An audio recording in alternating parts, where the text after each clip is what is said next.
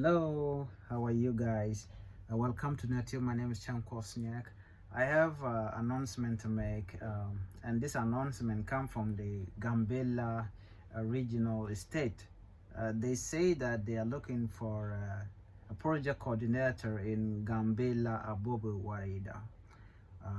They are looking for a coordinator that can work in livestock, fishery, and resource development bureau, and the location is Abobo, woreda. So if you're somebody that can work in that location in Gambella, you can join the team.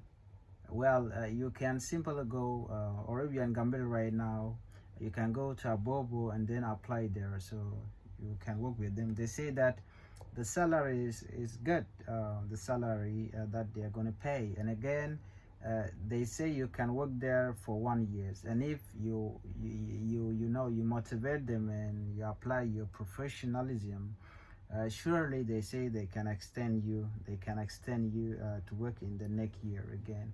But right now they say they need professionals, somebody that can work in livestock, fishery, and resource development bureau in Abobo, woreda.